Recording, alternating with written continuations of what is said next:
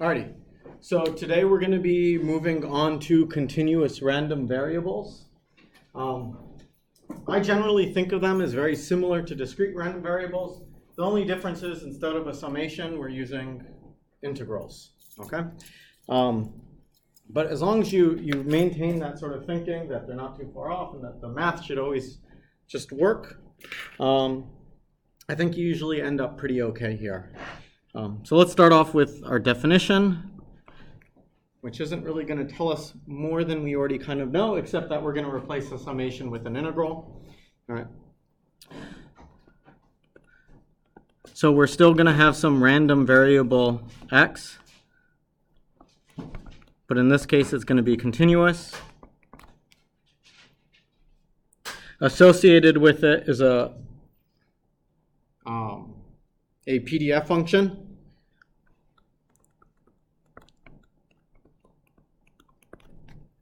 In this case, it's going to be a continuous function, right? Or a function over x, which are continuous numbers.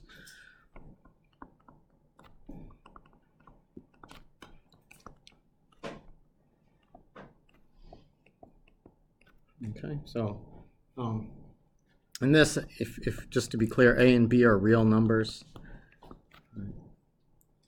Then what we can say is that the probability that our random variable takes on a value between a and b is given by the integral between a and b of f of x dx. Okay. So again, f of x is just a PDF, but it's a continuous function. And now in order to calculate probabilities, instead of doing a summation, we're just basically using an integration where the bounds of the integration are defined by a and b. Before, when we were calculating probabilities, we did the summation where the bounds were determined by a and b, the lower and upper bounds. So it's pretty similar. So let's pretend we just have some arbitrary PDF. If we want, it can go off to, it could start at any number. Heck, it could start at a negative number. It really doesn't matter. And maybe it goes off to infinity. Right? Who really cares? But again, what we're doing when we take this integral is we're summing the area under the curve, right, between 2 points, a and b. Now, just like before, we have some basic rules of probability that still apply. All right, so the first one, so maybe we can sort of caveat this as, in fact, actually, let me add one more thing. Oh, no, I'll do that later. Okay. So for our PDF to be proper,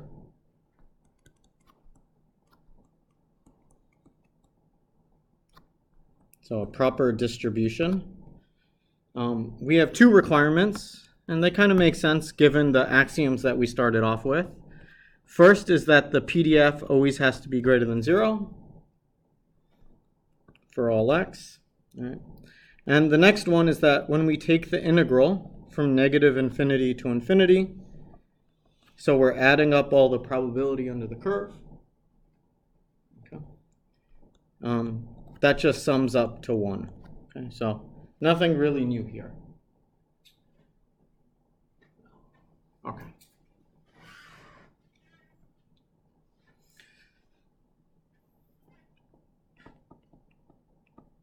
Oops. All right, so a quick example. Yeah. I'm sorry, the symbol next to the X. What is that symbol? Oh, this one right here? Yes. Ah, thank you for asking. It stands for all. Sorry. Yeah, if you guys... It's like a V roll. Upside down A. Yeah. Sorry. Yeah, so it just stands for all. If you ever see me use mathematician that is new, ask. I have a habit of doing that. Okay. Alrighty, so let's start with sort of a quick little example of this, and probably the easiest distribution you'll ever work with is the uniform distribution, which basically says probability is distributed evenly over some range. And so the classical problem with this is if you have a pin, like P-I-N, not pen, and you throw it in the air, what direction is that pin pointing in? Okay, so there's a very classical example in probability. So this pin, all right, it can take on a measure between, let's say, the angles are between 0 and 360, right? So square bracket means it includes 0. Parentheses means it doesn't include 360, right? So it ends at 3.599999999, whatever, okay? And so we can talk about what is the probability that theta is between, let's say, 90 and 180. All right. So if we accept the premise that the angle ends up being uniformly distributed, that is, it is evenly random across 0 to 360, what do you think this probability would calculate up to? 0.25, that's right. So 25%, or 0.25 probability. We don't really work in percents in this class, right?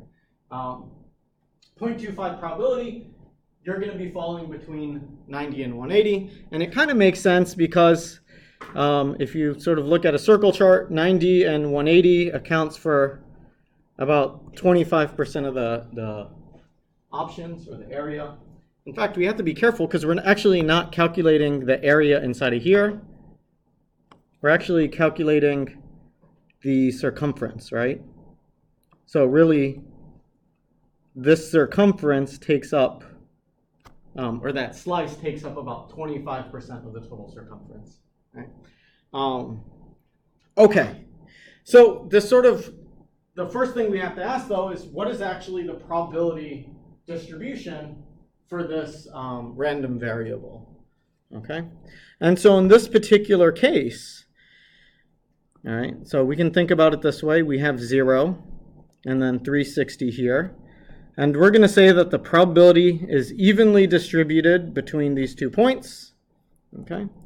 And the other thing we know is that if we integrate this function, what does it have to integrate up to? 1. Yeah, okay. So the question is, what is the height of this function to integrate up to 1? All right, so luckily this is a nice little square, right? So we know the area is what? Base times height. Okay. The base is of size 360. We don't know the height, it's C, but we know that area has to add up to 1. Okay. So C is equal to 1 over 360. Okay. So that tells us that our PDF function for flipping this pin is given by the following. It's 1 over 360. Oops. For x between 0 and 360. Now, if I wanted to be a little bit abusive, I probably could include, make that a less than or equal to. And the reason for that is because the amount of probability that lies at any single number is 0. Okay, so the math sort of still works out. But given that I already established my domain here, where I said it ends at 360, I'm going to use a less than there. Okay. All right. And so this is the case for x between 0 and 360, and it has 0 probability everywhere else. Okay. So if we want to talk about what's the probability between 90 and 180, all right. If we apply this equation that we just learned, what we're doing is we're integrating from 90 to 180 f of x dx, all right? And we can fill in our f of x, which is just 1 over 360 dx. When we take that integral, we get x over 360, and we evaluate according to our bounds. So we just plug in 180 and we plug in 360. And I don't know what that's equal to. I think it's what, 1/2 minus 1/4 equals 1/4. Okay, so that more or less gets us what we like intuitively expected, which is good. Okay.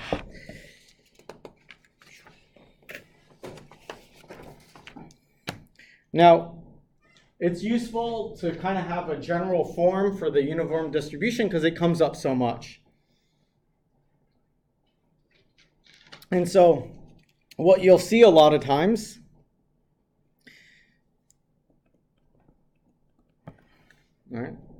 is folks will define, well, I'll just give the definition. So a continuous random variable comes from a uniform distribution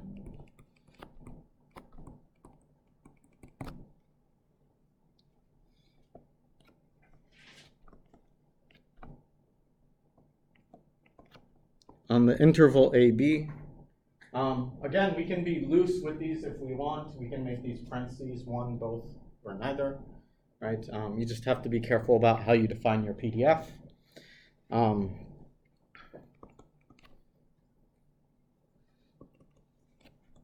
So if the PDF for the random variable is given by the following function.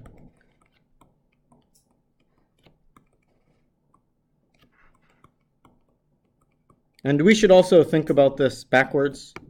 So if I tell you there's a uniform distribution given by B and A,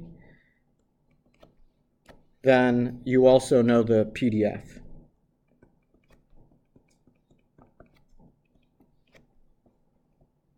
Okay. A lot of times, if we want to write this,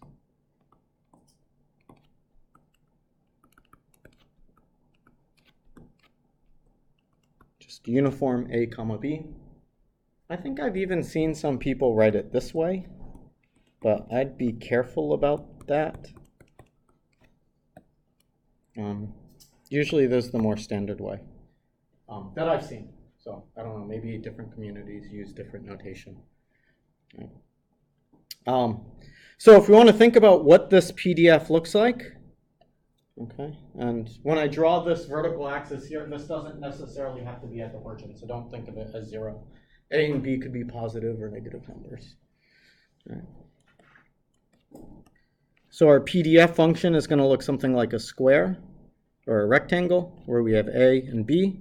And in order to make it a proper PDF that integrates over to 1, we need to make sure that this area integrates to 1, right? So, so the height is just given by 1 over B minus A.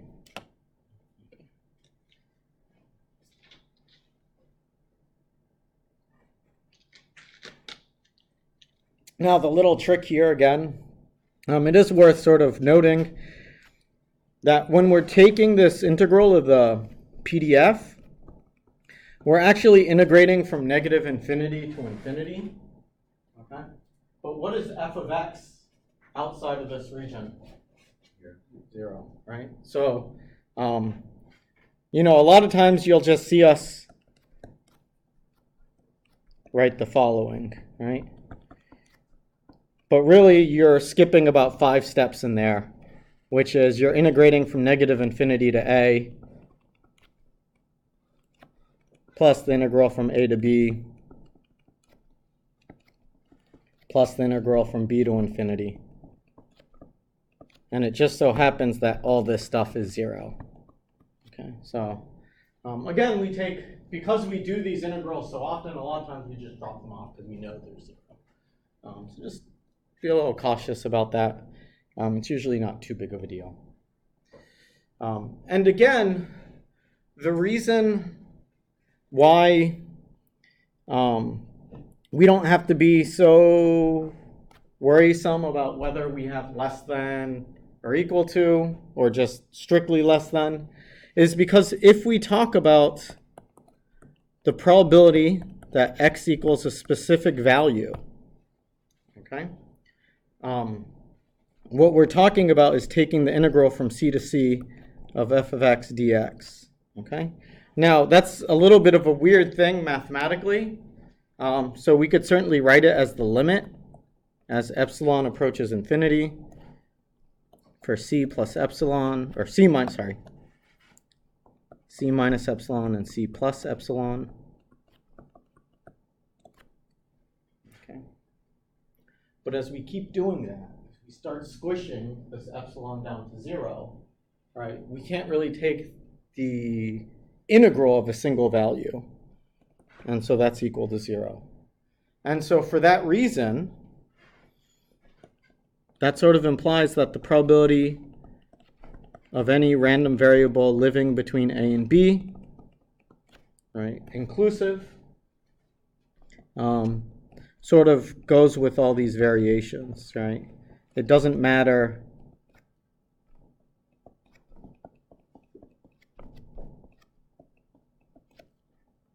if we have less than or equal to or strictly less than. Okay, again, this is the case only for random variables that are completely continuous. Okay. So just let's be careful about that. Yeah, cool. Ooh.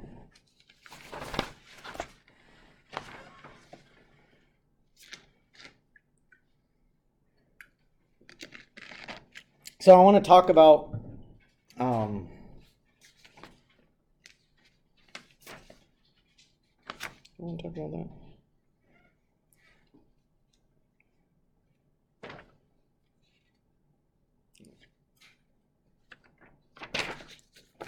So we can, of course, do a fun little example that's a little bit more complex.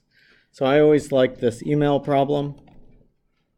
Okay, so here we're going to assume emails arrive at a rate of lambda equals 10 emails per hour. Okay. So I can ask, and let's say x is the time until next email.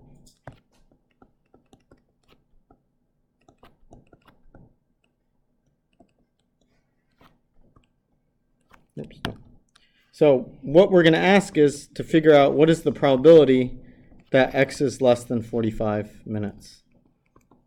Okay. And what I'm going to tell you in order to solve this problem is that the distribution of this random variable x is given by the following function.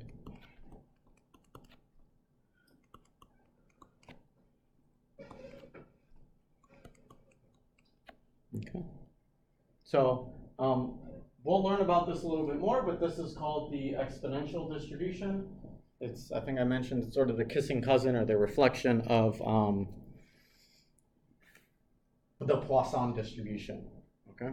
So this one works in continuous time. All right. So if we want to solve this problem, right, and figure out what's the probability I get my next email within 45 minutes, okay, then we're just talking about calculating the following.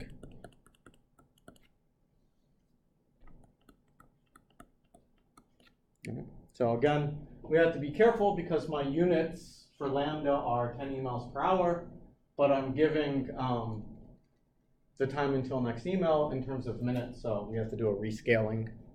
Okay. So in order to solve this, again, we just apply what we already know. We calculate the integral of our PDF function. Okay. In this case,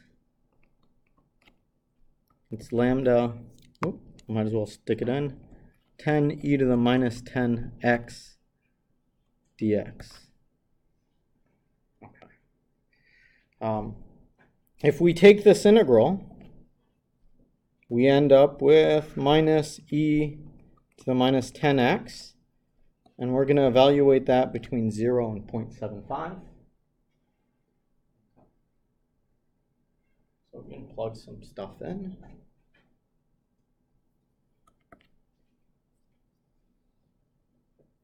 we get minus e to the minus 7.5, and then minus e to the minus 0. So what's e to the 0? 1. That's right. And what's minus? Plus. Yeah, so we got 1 minus e to the minus 7.5. 7.5, yeah, sorry. And so that tells us that the probability, if we sort of work out that, do that calculation, is 0.9995 that I get an email in the next 45 minutes.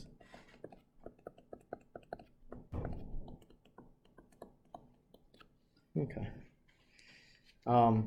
Conversely, we can ask the question, well, what's the probability that it takes more than 45 minutes for me to get my first email? That's pretty easy. We just subtract off the time it would take, or the probability that we get one before 45 minutes.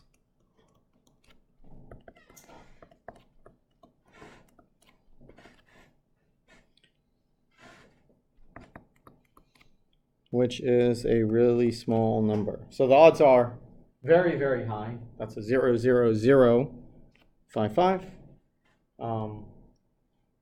that I get an email soon. Okay. And so this exponential distribution, if you want to know what it looks something like this, right? So pardon my bad drawing, but it intersects the z-axis at lambda. And I'm sure there's some special number about when it integrates to like 1 over e or something like that, or ln e. But, that's sort of what it looks like. Okay. This is a bit of a unique distribution in terms of its shape, right? So a lot of times you guys are used to working with like symmetric distributions, which certainly isn't the case here.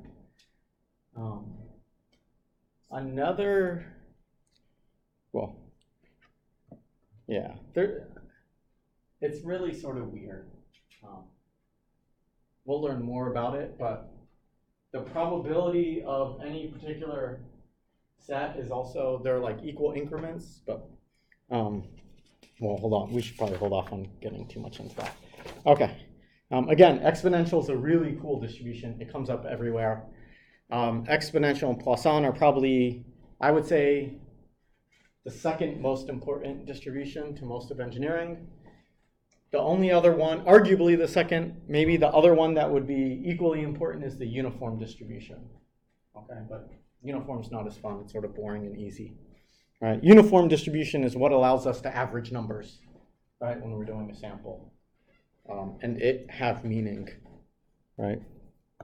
Okay, so we've introduced this idea of PDFs for continuous variables. It makes sense to talk about cumulative distribution functions.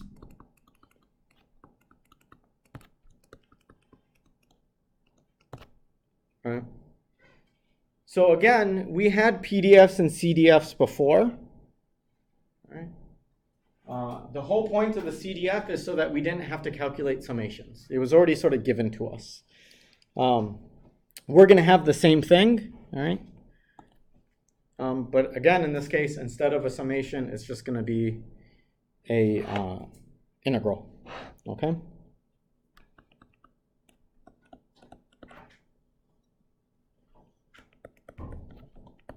And just like before, we use a capital F to acknowledge it to be a CDF.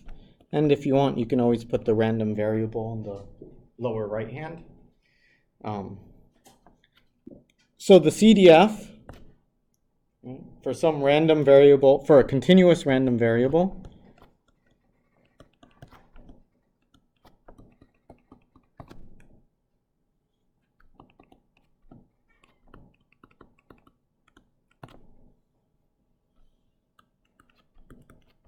so it's going to be defined for all x over the reals, so from negative infinity to infinity.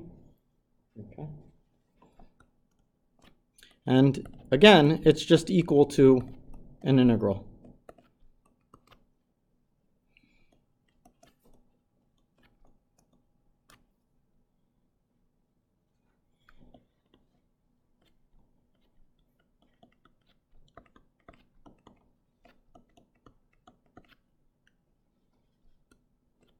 So it's just the integral of whatever the PDF is. Okay. All right, so again, just be careful about this. We usually write the function with x here, and even though our random variable is x, right, we're integrating over just some placeholder y, just so we don't get confused, because we have x in the integrand. And again, we should always think of the CDF function as the probability that x is less than some value x. Okay. Yes, sir. So on your line at the bottom there, it says for f of x is b of x, should that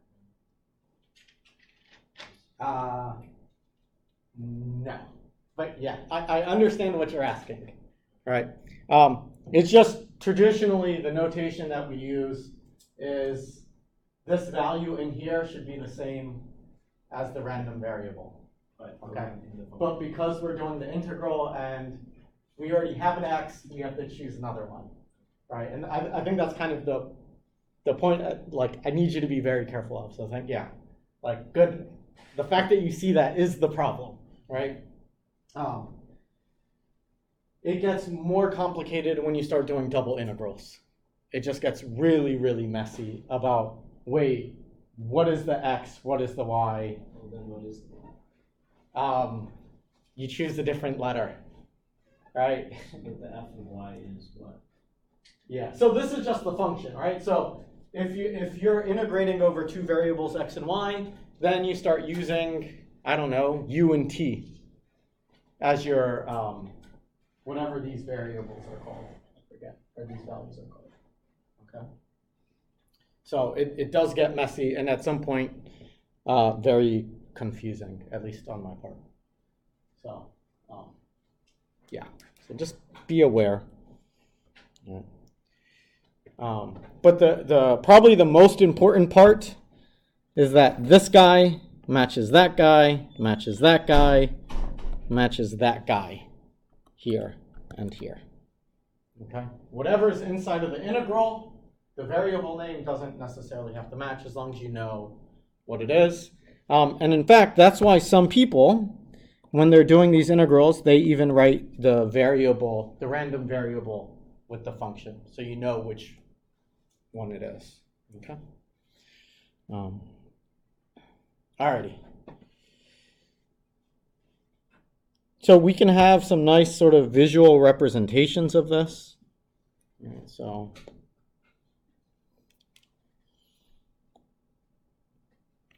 oops, that should not go backwards. Okay, so this is just some arbitrary function. And maybe there's the number 8.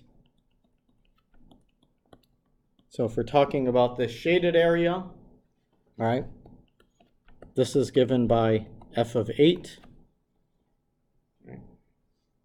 So the area, that is. While this is the function f of x. So some arbitrary function, not any one in particular. We can draw the CDF. Okay, so maybe, I don't know what it'll look like, but I'm going to make it up. It'll probably look something like this. Okay. And so if we go to the value 8, right, go up, the function of that value gives us f of x. All right, so this integral of the area is given by the function right there at that point.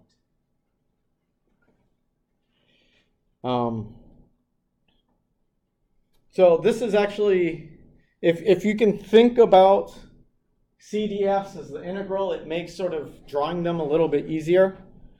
So let's think about a uniform distribution.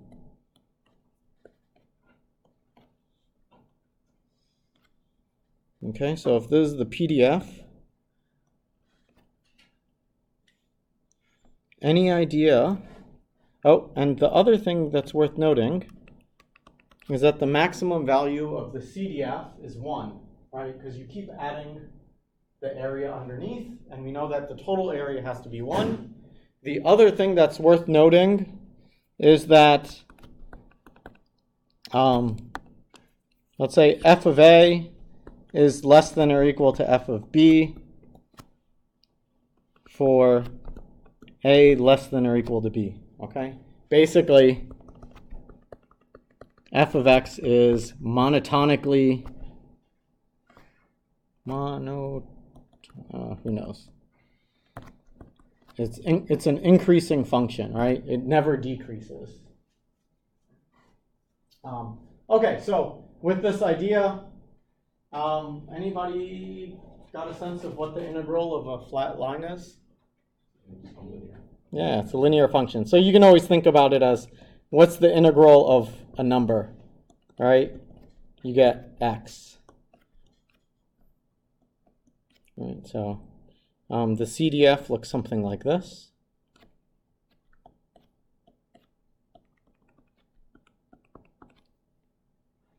Anybody know what the integral of a line would look like? Yeah, parabolic, that's right. So it'll look something like that.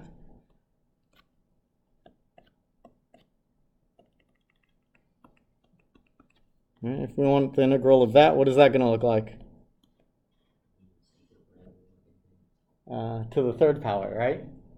So we keep going up. So it's just kind of a useful little trick if you ever want to know what CDFs look like. Just think, what's the integral of the function that I'm doing? And that should give you the answer. So makes life a little bit easier. So for this case, let's sort of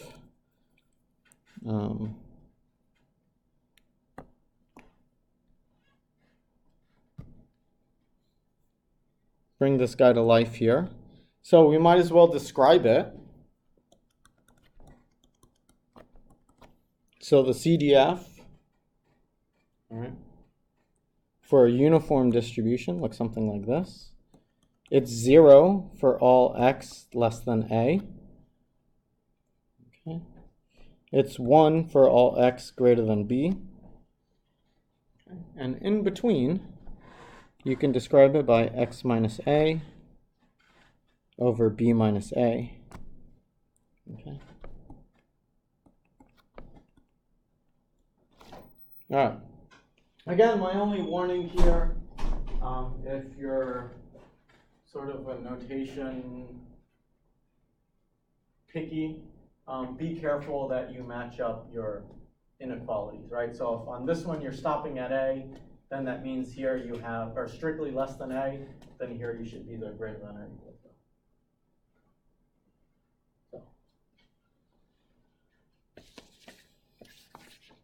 But again, for our problems, we don't tend to have those issues because we're working with strictly continuous variables, and whether these are greater than or equal to or strictly greater than, all works out sort of the same.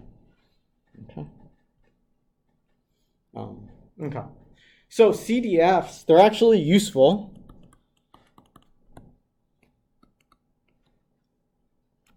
To calculate, let's say, the probability of ranges or over intervals.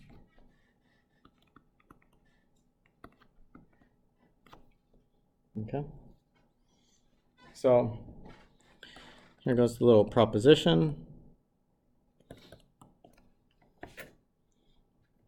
So we have some continuous random variable.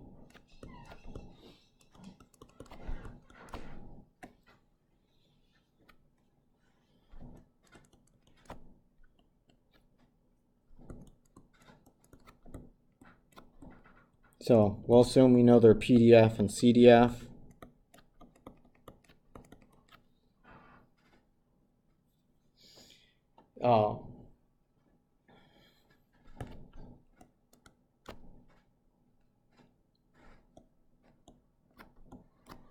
So for any number a, right, and some real numbers,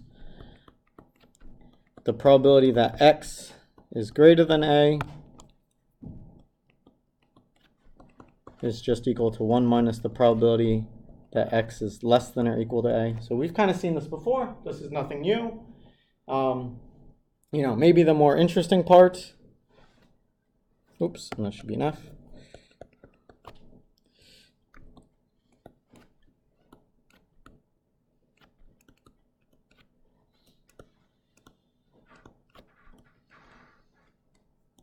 And for any two numbers,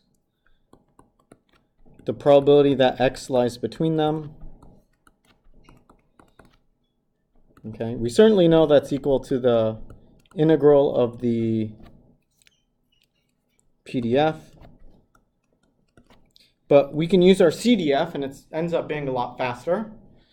It's just equal to big F at B minus big F at A. Right. So pictorially, if we want to understand that or visualize that,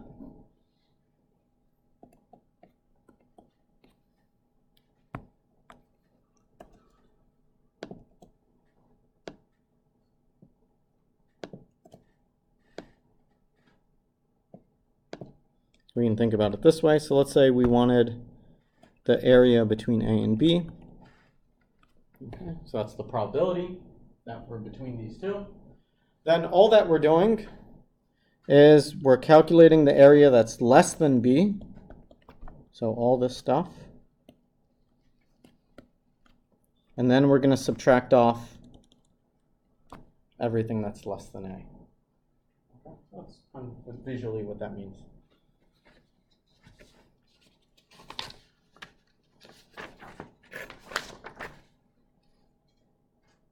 Okay, so let's sort of apply this in action with our little email problem.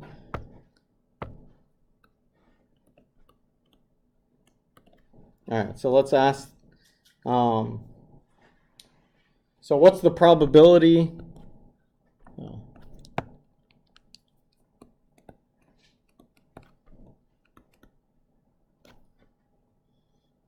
What's the probability our next email comes between 10 and 15 minutes?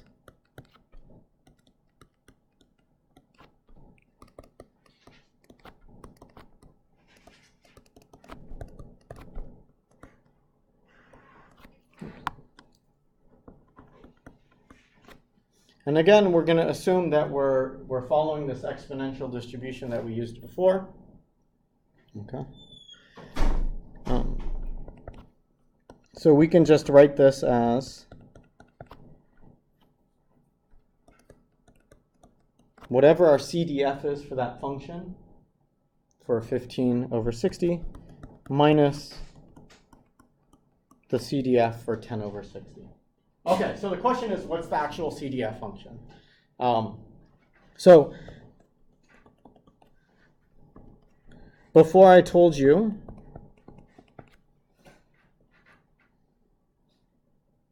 that we had the following PDF, right? So in our specific case, lambda was equal to 10.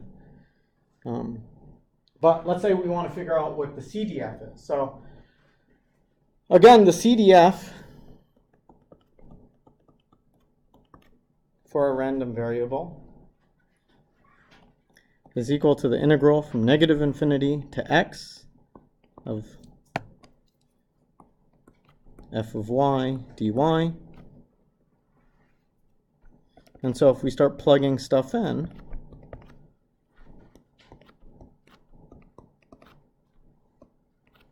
we get the following. And I'm going to keep it generalized to lambda, just so that we can ever plug in any lambda that we want.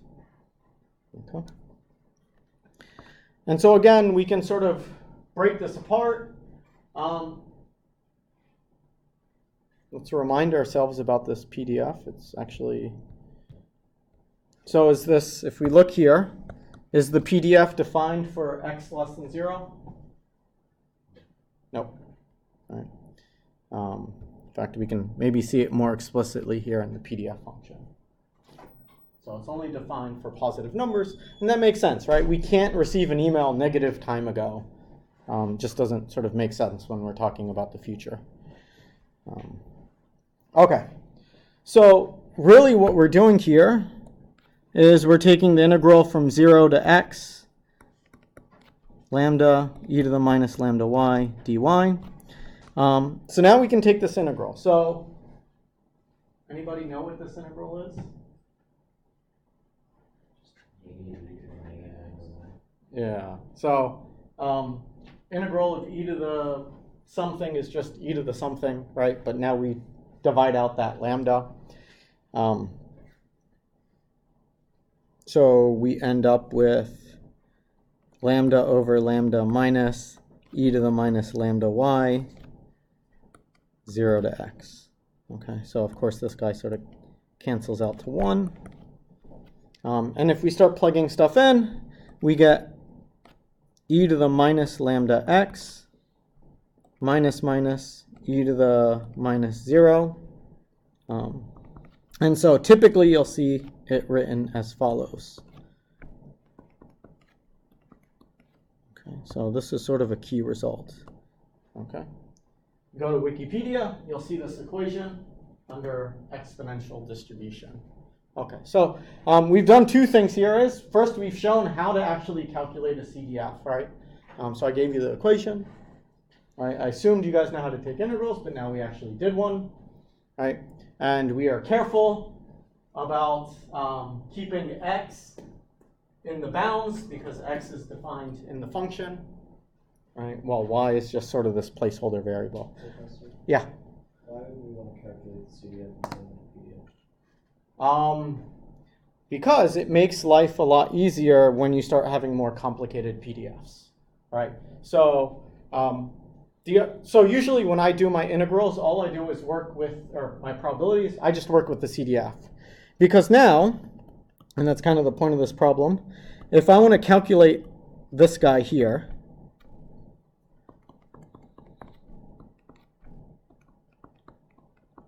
right, all I have to do is figure out, well, what's f of 1/4 and subtract off f of 1/6. Okay, and I already have an equation for what f is, so I don't have to evaluate an integral based on the bounds, right? What if I change the problem and I give you new bounds now? Right? Instead of redoing integrals over and over and over again every time I change the bounds, you might as well just use the CDF and then plug in some numbers. Okay. So if we want to do this, we get 1 minus e to the minus. Now again, for our specific problem, lambda is equal to 10 emails per hour. Right. So we got minus 10 over 4 minus 1 minus e to the minus 10 over 6. Okay, so our 1's cancel. And what are we left with?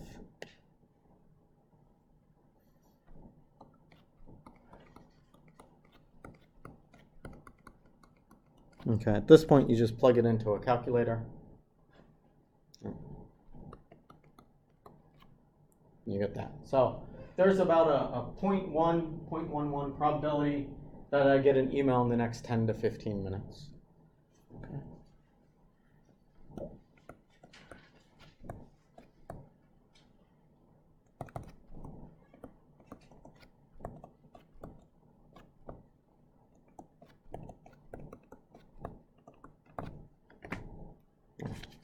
So that's nice. And again, the real reason why we do this is because we don't want to be recalculating integrals all the time based on the bounds. Especially for a lot of these standard distributions, the CDF is already given. And later when we start talking about normal distributions, what we'll see is we don't even have an equation that we can integrate. And so we have to use lookup tables, okay? Because the normal distribution has a probability function that doesn't have like a clean analytical solution, right? An equation that you can write down. So that makes life a little bit harder. Okay, so in that case, we have to use the CDF approach if we want to calculate probabilities. Okay.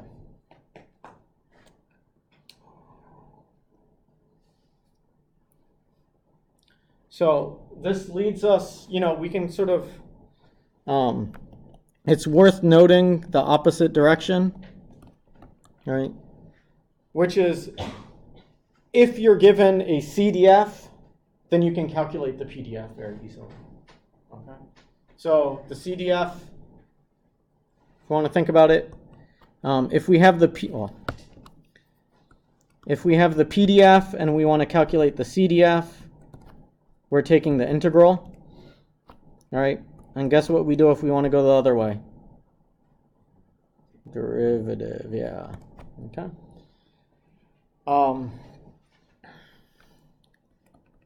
So if we have some random variable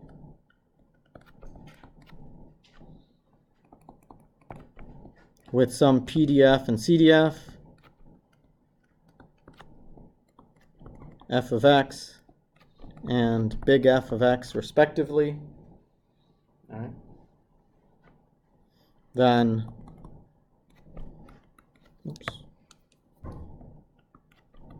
the PDF is just given by the derivative. Okay? And again, this is actually really like a useful thing. So I think I told you whenever I like to visualize data, I actually prefer the CDF. Okay? So if I see something like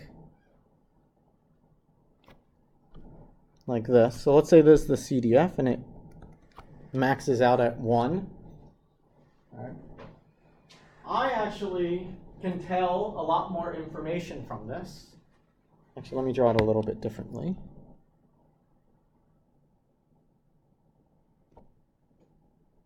No, I don't like that one. Okay, yeah, so let's say I see this. Okay, so maybe there's like empirical data I've collected. I can actually tell a few things from it. I can tell where the median is. So if you recall, the median is like the middle of the data, right? It's not the average, it's like the 50th percentile. Well, if I have the CDF, I just go to 0.5, boom, boom, boom, down. I now know the median. I think that's a symbol for median, right? Okay, so that's really nice. The other thing that I can tell is I can tell where there's large concentrations of data. And I can tell that wherever the slope is really high. Okay? So if we want to think about what the PDF looks like, I know it's going to look something like, I don't know. So think about it in the terms of the derivative. We have flat here. All right, we have a big slope here. So we're going to see something like a big number. It's going to go down to 0. And then here, let's say we had constant slope. At that point, we're going to see something like this. All right. And then we see another like high slope area. So that tells me there's another peak in the PDF. All right. And then that peak sort of slows down, but continues going up, or remaining positive, let's say. And then finally, it goes back down to 0, maybe if it's flat. Okay. And so actually from the CDF, I can tell a lot more. I know where the data is concentrated without the PDF, because I just look at the slopes. I know where there's no data by, again, looking at the slopes where it's flat. And I can tell where the 50th percentile, 99th percentile, I can tell all the percentiles, right? But you can't get a percentile from a PDF, at least not straightforward, right? I can get everything in a PDF just by looking at the CDF, okay? And that's really, really nice. So, you know, you can do whatever you want, but I think learning to read CDFs is a very, very powerful thing. Okay. Related to what I discussed is the usage of PDFs for understanding percentiles, right? So I said here, if we wanted the 50th percentile, or what we know as the median, we go to 0.5 on the CDF, we go across and then down, right? Similarly, if I want the 95th percentile, I go to 0.95. I see where it hits the function, and then I go down, right? There's actually a unique notation for this, right? So, and I can never say it. I think it's eta. That guy? Do you guys know Greek? I don't know Greek. I always want to call it nu, but I know that's not what it is. I think it's eta. Okay. Where this p is like the percentile we're talking about, right? So a lot of times you'll say, what's the 50th percentile? Okay. Or 95th or 5th percentile. And what you're talking about is finding the y-axis, or finding the x that corresponds with that percentile. Okay. And the notation is just eta p, right, as this function. So I can certainly give you guys the formal definition of this. I get confused whenever I read it, but just logically think in your head. You pick the percentile, you go across, and then down. Okay. But if you want the mathematical definition, here it goes. I find it more confusing than useful. All right. So we're going to pick some p between 0 and 1. All right. The 100th time pth percentile. So this is why I find it confusing to begin with, because you have an equation with the eth. Right? I don't know, that's weird.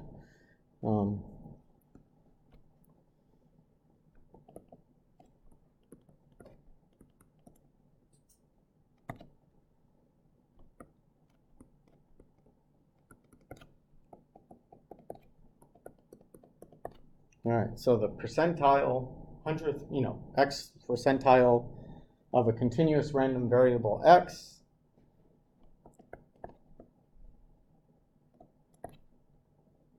it's defined by eta.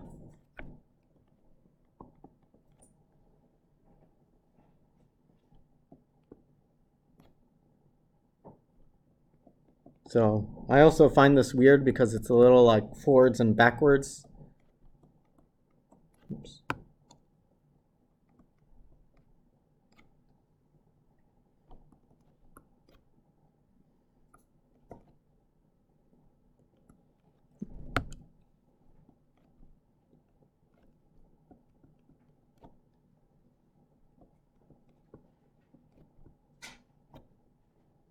Okay, that's complicated talk for just saying, pick the y, go across, and then go down. Okay, it really, or if you want to put it another way, we could talk about f inverse p equals eta p. Okay, so don't make it more confusing than what it is.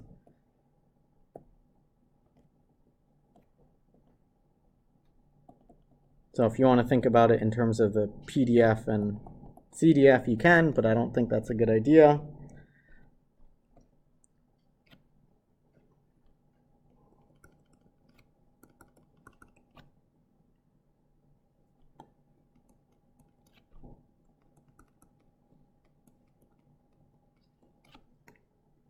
Just weird to say f of eta of p is equal to p. Sorry, I don't. It's like circular logic for me, right? But if you guys get it, that's fine by me. Okay. But again, basic premise: you pick your probability or percentile that you want. You go across till you hit the line, and then you come down. Okay. So if I want to know what the 50th percentile or 25th percentile is, that's not too bad. So if we want to do it for a uniform distribution, we could certainly do that. So let's pick some arbitrary p. All right.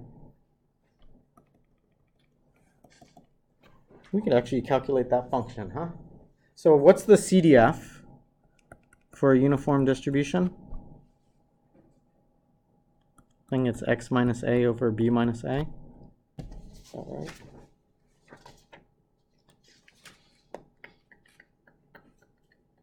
Is that what it is? Yeah.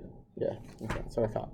Okay, so again, if we want to figure out what the pth percentile is, I mean, it's a little bit silly, but let's say we wanted to, we could certainly do that just by solving for x.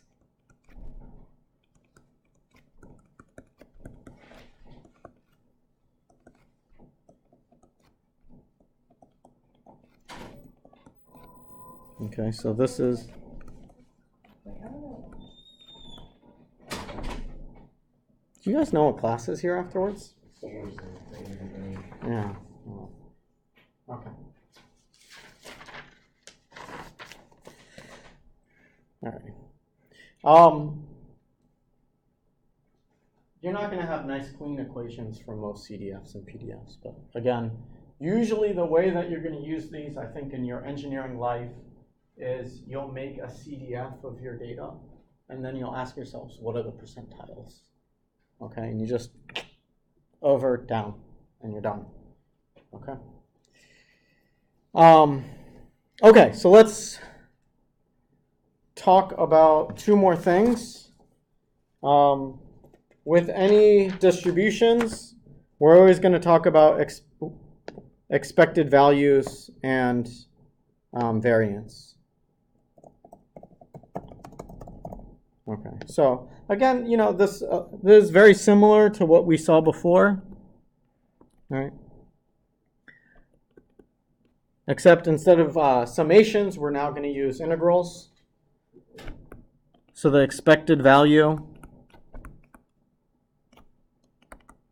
for a continuous random variable x with PDF f of x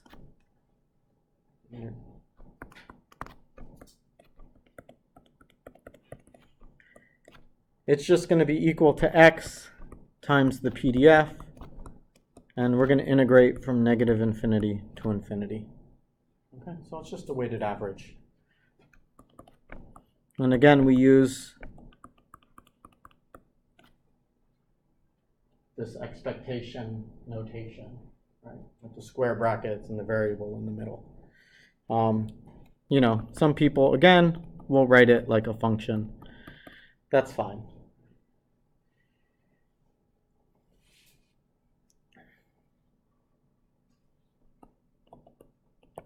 All right, so let's do a quick little example of this. So let's say we have some random variable, and it's going to be the weekly amount of gravel sales. I don't know why we're selling gravel, but we're selling gravel. Okay. The problem in the book. They have weird problems in the book sometimes. But actually, if you guys, the real good example problems where they're referencing papers are super cool. If you ever have a chance, maybe we'll do, I don't do that as one of the homework assignments where you pick one of the papers that's the problem, and we actually like do a, I don't want to say a report because I don't want you guys doing reports, right? But like read it and write a paragraph or two about it, right? I don't know. Like they're actually really neat if you can find one in your field. Actually, I'll do this. We'll do an extra credit where if you find one in your field and you write like half a page summary on it, we can give some extra credit, right? Or if you're willing to present on it, we'll do that. If you're willing to present on it, we'll do some extra credit. So, but I'll formalize that in web courses. Okay, so let's say we're selling gravel and we have some PDF function. Now, again, this is maybe the one weakness of a CDF. Right? A CDF can't give us the expected value. We have to use the PDF.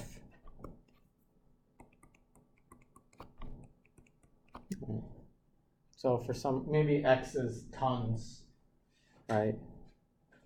So in tons, I don't know. So it varies between 0 and 1 with sort of this quadratic, right? So actually, I think that, does that look something like that? I want to say it looks something like that. So when X is 0, it's 3/2. Oh, nope, am I doing it the wrong way? Wrong way. No. Isn't it going like this? No, I had it right? Yeah. So what's the, is it just going like that? Yeah. Yeah, there we go. Okay.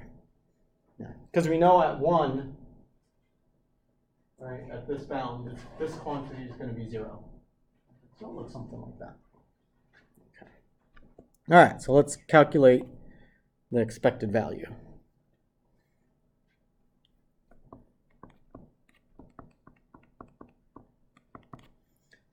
So again, all we're doing is evaluating an integral.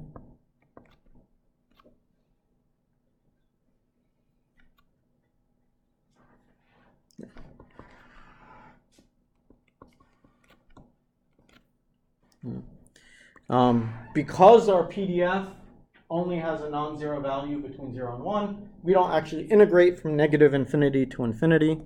We integrate from 0 to 1. And we can sort of plug in our equation. All right.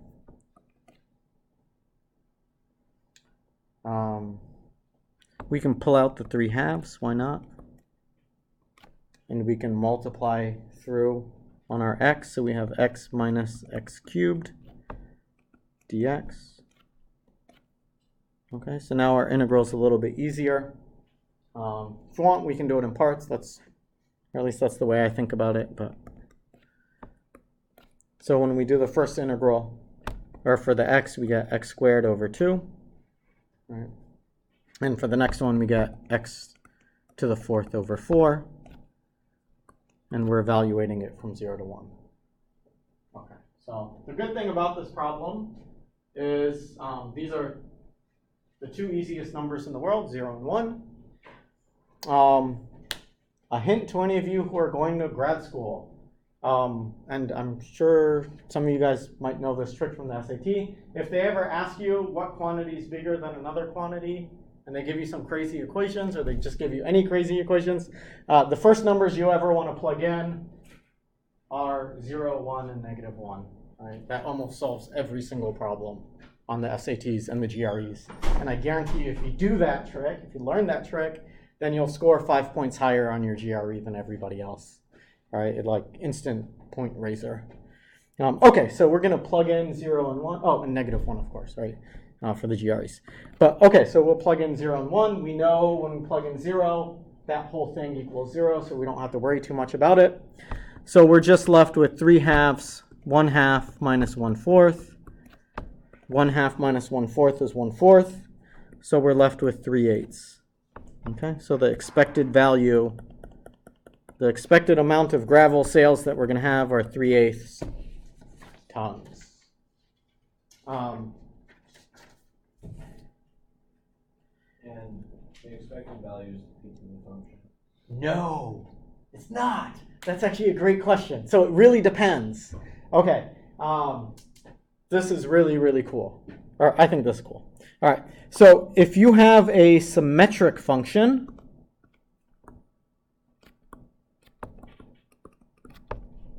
oh no, that's not even true.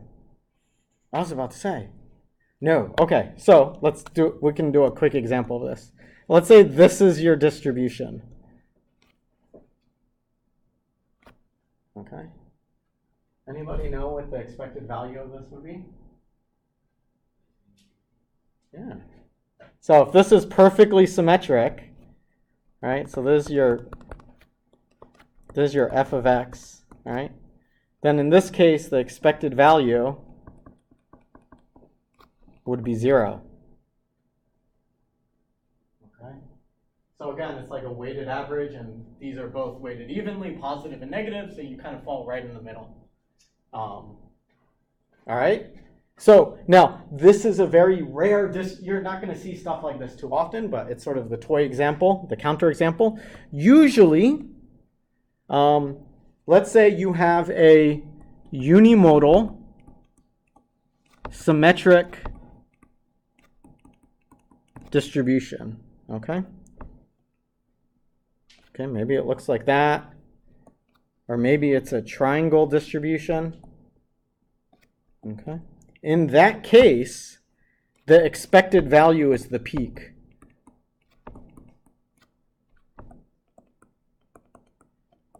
Expected value is always be above the center of mass. Yeah, yeah, it'll be right in the, so for symmetric distributions that are unimodal, the expected value will be in the middle, and it will be at the highest point. Okay.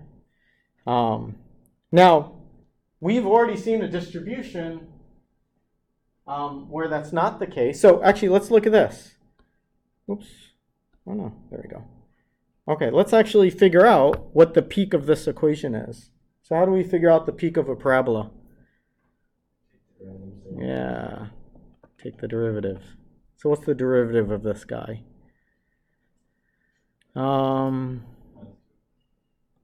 Is it minus 2x?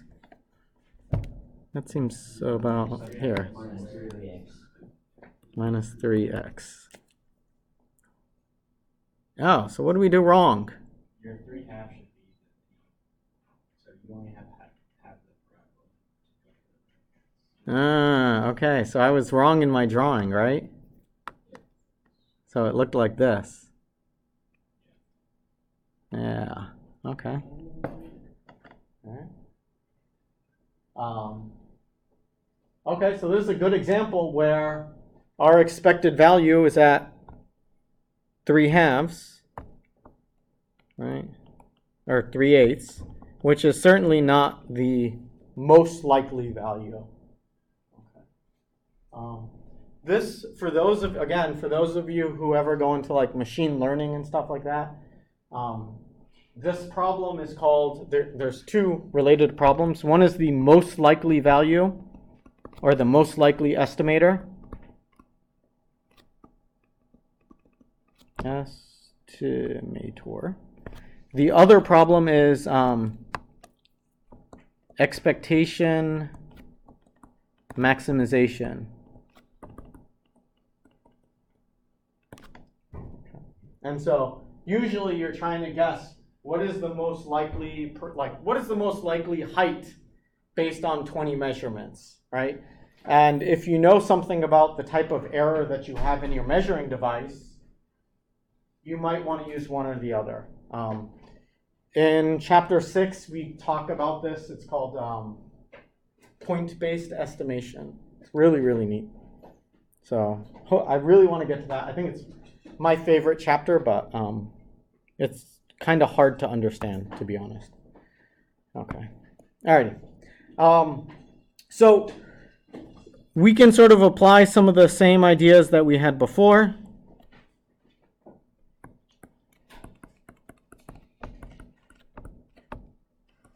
So if we have a continuous random variable with PDF f of x, and we want to pass it through a function,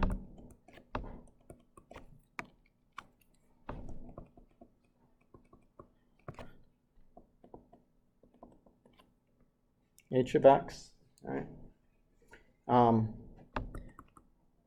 Then if we talk about the expected value of h of f of x, h of x, sorry.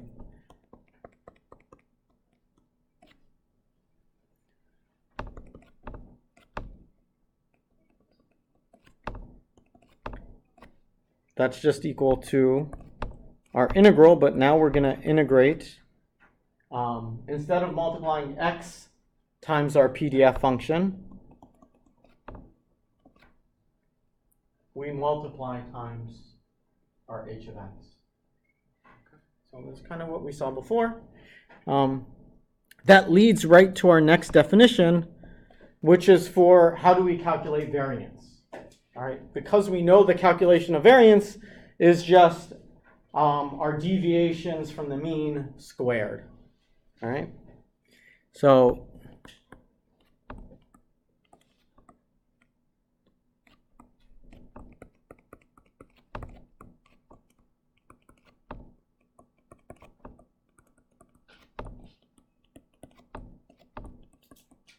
so the variance of x, again, which is a continuous random variable with PDF f of x,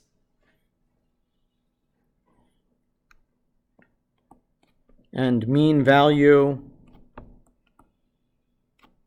mu, because we learned how to calculate the mean, right? Just about 2 minutes ago. Then the variance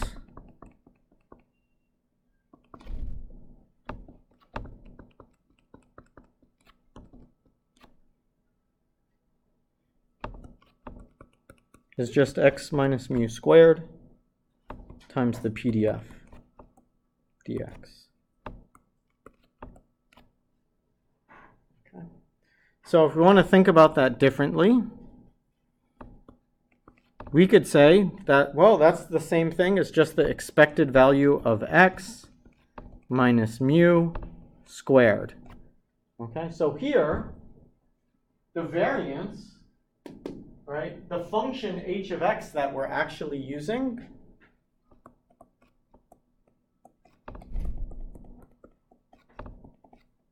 is equal to x minus mu squared.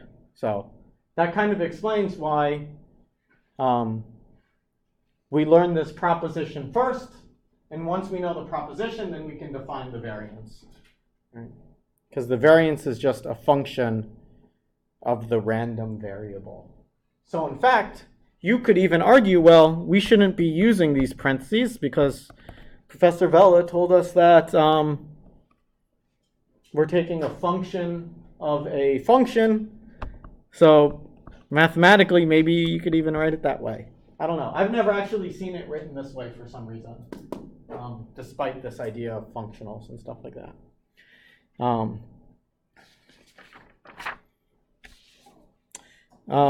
Again, I tell you that we keep seeing this same property over and over again related to the variance, and it will show up again in this case, which is we can write the variance in another way. We can write it in terms of the expectation of x squared minus the expectation of x, that quantity, squared. Same idea as what we did before with the summation, but now we can break apart this integral and do funny things so that we get this. Okay, so I have 3 minutes and I just want to do a quick calculation, especially why this is a useful equation, right? Calculating integrals is no fun, right? And we can use this equation in order to calculate the variance a lot more easily. So let's go back to this gravel sales problem.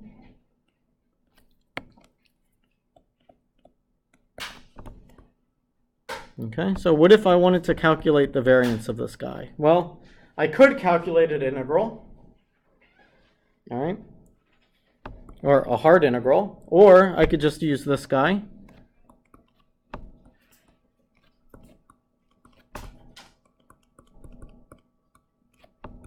Now, we already know this first quantity, okay, because we did it in the prior example problem. So this is just 3/8 squared.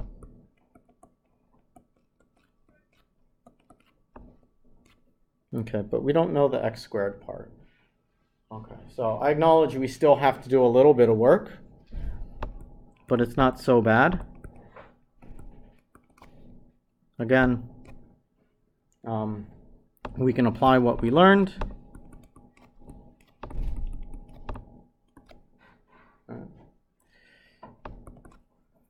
So here, if we plug in all the values that we had before, we're integrating from 0 to 1. And trust me, if you sort of work out the math, you get an integral that looks like that. Okay. So if you remember, before we had x minus x cubed.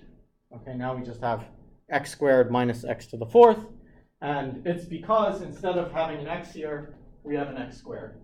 So if you want to look through it quickly, you can kind of do that.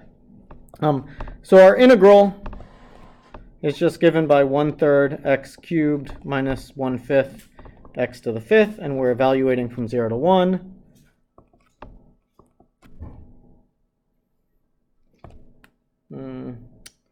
And if you do some of that work, what do you get? 1/3 minus 1/5. So if you put everything over a common denominator of 15, I think you get 2/15. You get 3/15, 1/5. Okay, so now we can add all that stuff up. Okay, so, and that should be a minus. All So, trust me, there are many cases where it's easier to calculate your variance using this equation, right? Because oftentimes we already have the average value, right? It's either given to us or we've calculated it. Okay, that's it for today. Thanks, guys.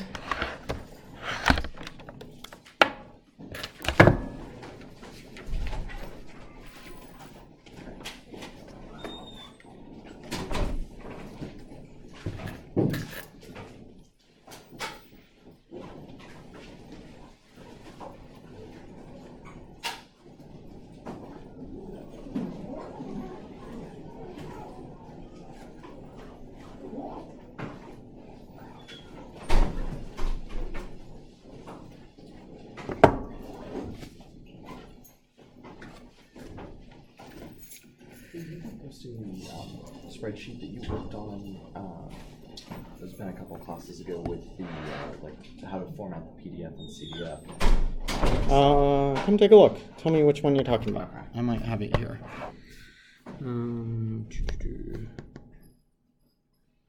I have something here. What is this? So I did both of them. I think so. This looks like a PDF That and a might be CDF. Yes. No, I think that was it. I was just having trouble formatting it. So Yeah. I'm Okay. curious Let to me. take a look at that. If you don't mind, I'm just gonna upload the whole thing. It's not That's really perfect, yeah. notated. Hey, Forrest. It's not really done quickly or done well. So let me do this. I don't want you to leave because I will forget the moment you leave. Yeah, no worries. Okay.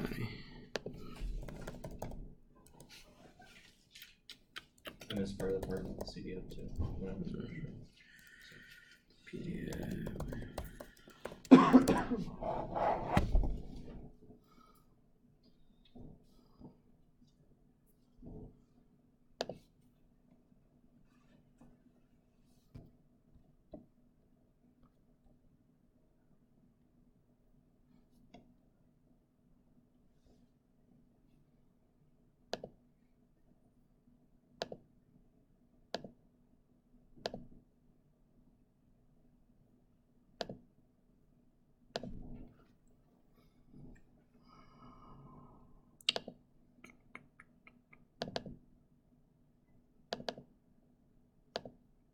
Yeah, that's probably it. Hello? Hey, come on in. You're good. We're done. Okay, there you go. So it should be uploaded. That'll be helpful. Awesome, I appreciate that. Yeah, Thank no you. problem.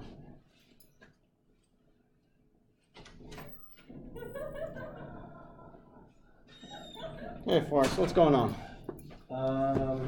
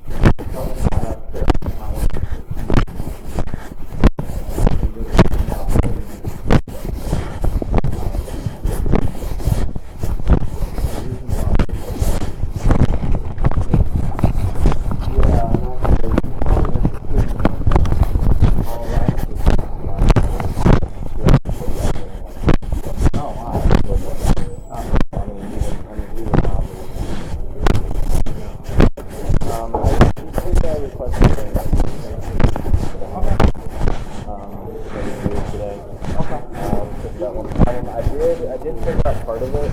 Yeah? But So when do you want to turn it in? Okay. Alright, let's go. Alright, I'll see you up there.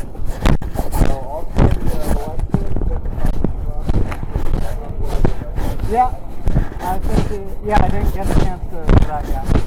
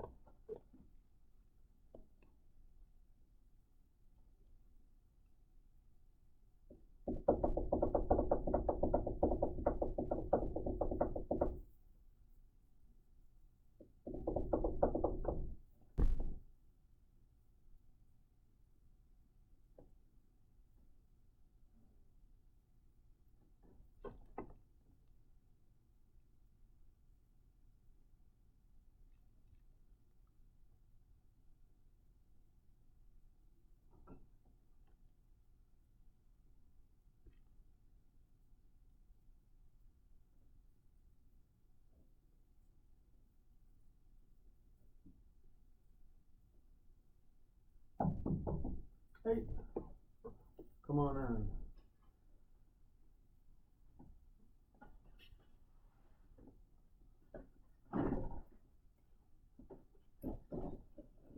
Alrighty, so what are we talking about? It's I think it's a negative binomial distribution. Yeah. Problem is, you've got those two, you've got a product. It's hard, I'm having trouble defining a success or failure, because both could be successes and both could be failures, either option, depending, because you can have three of either gender. Right. And so that, I just didn't know how to, I didn't know what to do after I got hit. That would block. Talk about that. And I was gonna look over the promulgate class, but I didn't see the lecture.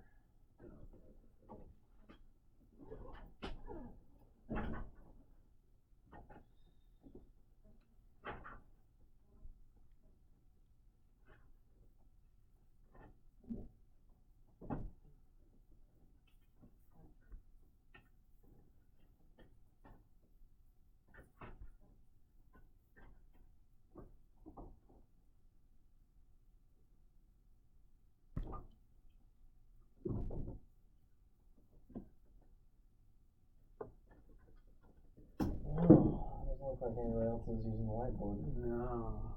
I think one, oh no, yeah.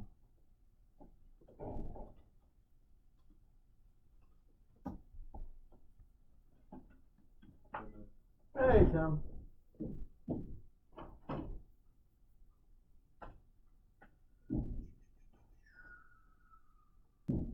Obviously, the probability for the first 2 and 0 is 0 because they went for each other. But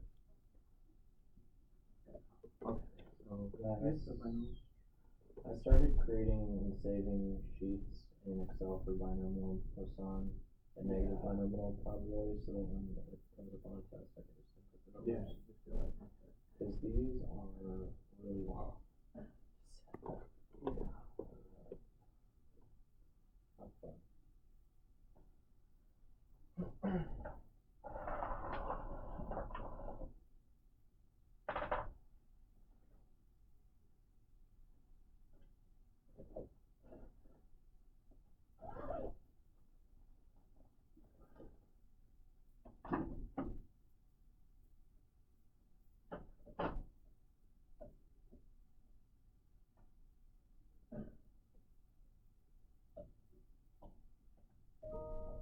Okay, so let's sort of map out our options here. Okay, so,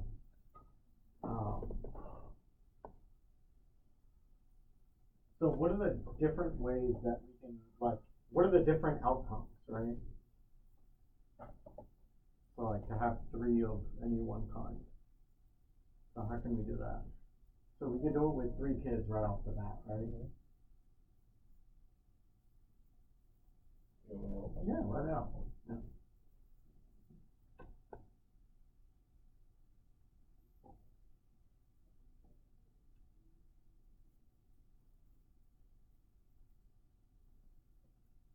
Alright, so then we can do it in 4 kids, right?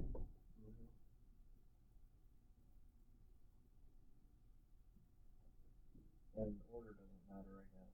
Yeah. It doesn't, well, it does, but it's a permutation. Well, they sort of work it out for us, but yeah. So you could go, yeah, I think that's fine.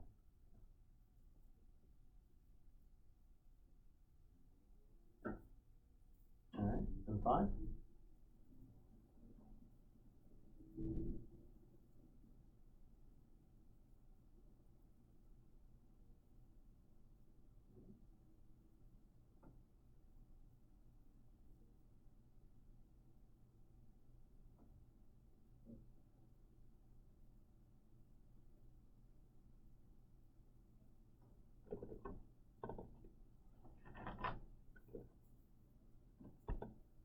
6?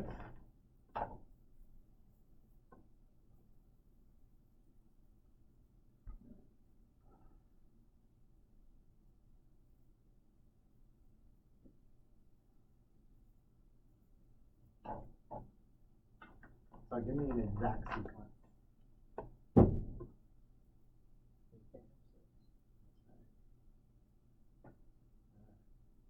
So we already know that the probability of doing it in 0 is 0. 1 and 2 and 6 are also.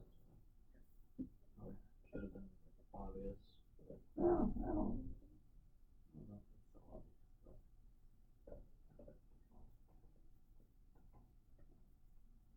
Well, there's the same reason why you can't have an even number for a tournament game. A tournament series in any major league. What do you mean? Why not? You have 60-4 teams? So, and if it's out of 4, best of 4. I mean, Oh, if it's okay. best of 7, Yeah. Okay. you can have best of 6. Oh, okay. Same.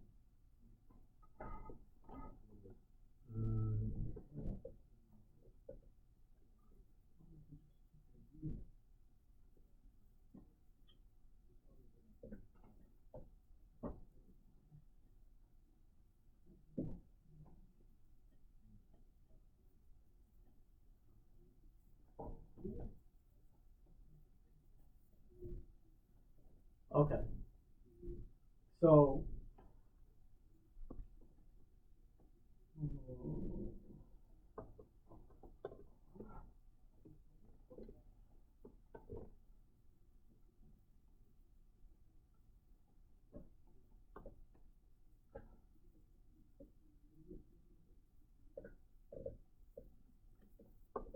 So maybe we can do some of these calculations a little bit quickly that don't necessarily require a hypergeometric or do, but in sort of a different sort of way. Okay. Okay, so what's the probability of getting boy? So like let's look at these first 2 cases, right? So they both correspond to x equals 3, right? So what's the probability of x equals to 3? What's the probability of that first case happening and the probability of the second case happening? 0.125. Each? Yeah? Yeah. So then what about together? Together? Well, let's start with how did you get 0.125? Well, the probability for boy or girl is. Just write it down. You need to write more. I think that's Do you think that's something else I can from? yeah. I think most of y'all do. Because most of y'all don't have to write to submit your assignment anymore. I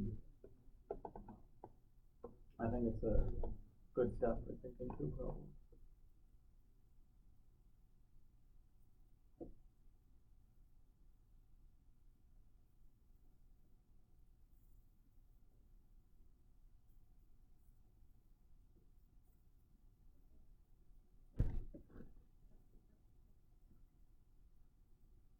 Alright. So if I wanna know what's the probability of it taking 3 kids until I have the same gender, what does that probability equal to? Just that. Nope. That's the probability of having boy, boy, boy. We've also got the girls. Okay? So let's write it down. What's that? Isn't it just the sum of the probabilities? Well, let's write out the logical statement. So if you're to write P parentheses something, what is that something? What are the 2 events? So, Well, the other event is this one. alright, so let's write it out.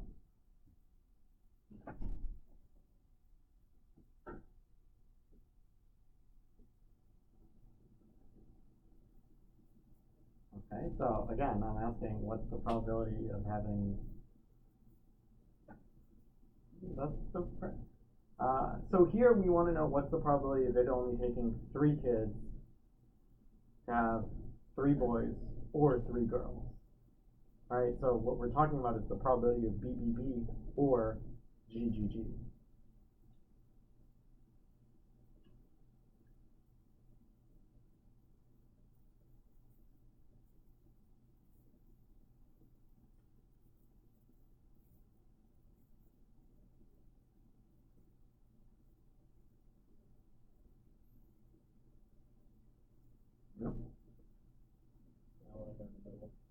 No, you want to know the or. You can't do the middle, because these are mutually exclusive, right? Right. So, that's what I know. Yeah, which you have, 0.125. So again, I would suggest writing out the logical statement, right? Probability of parentheses. What's in that parentheses? And what I'm saying is, what's in the parentheses is BBB or GGG. Yeah.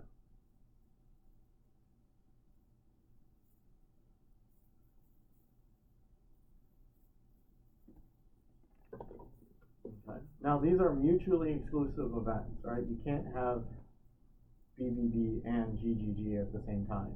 It's one or the other. Right? So we know we can add up those we can separate that into the probability of BBB plus the probability of GGG.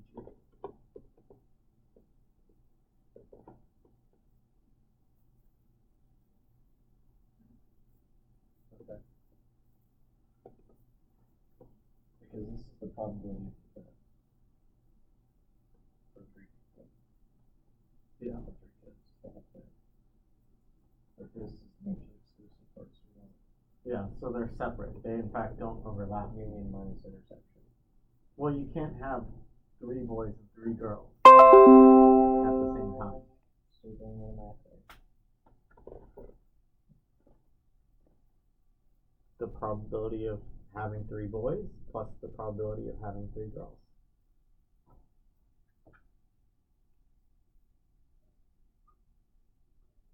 So I'm saying is those 2 quantities, that's equal to each other.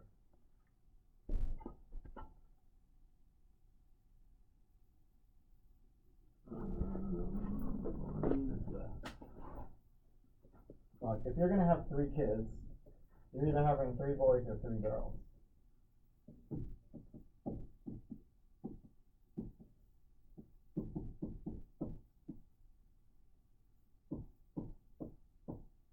So what's this equal to? What's this equal to?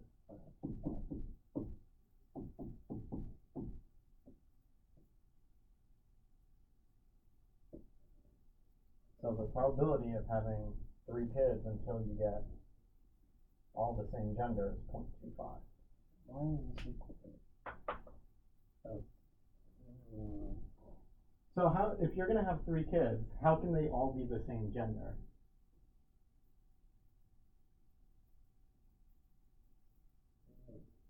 You have 3 kids. They're all the same gender. How many different ways can that happen? What is that way?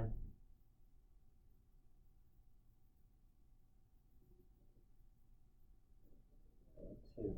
Yeah. Okay. Boy, boy, boy, or girl, girl, girl. Alright. Those are our 2 options.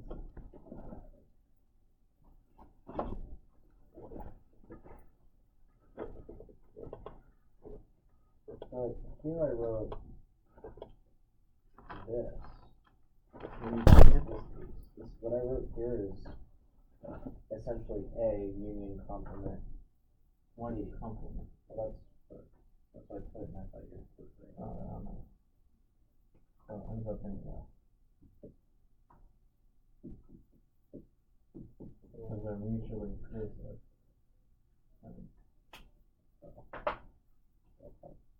They don't overlap.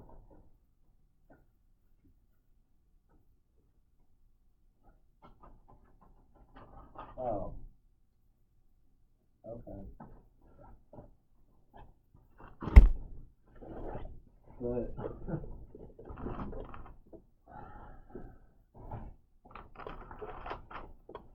maybe let's see.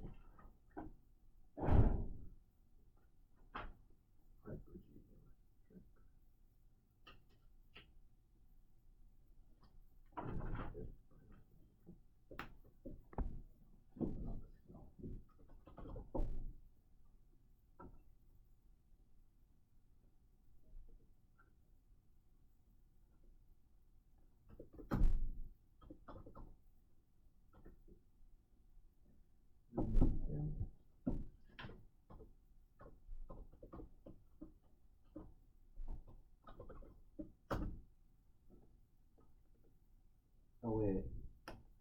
Excel has a negative binomial thing already set up, don't they? I was trying to do it manually. Because I'm stupid. But no, manually in Excel. Yeah, no. Like I they have it. was typing it out in Excel. Alright. I mean, I don't think that would have helped me, but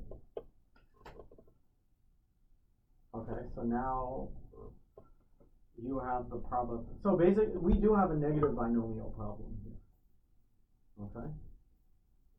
And the probability, the thing is though that there are 2 ways you can be successful.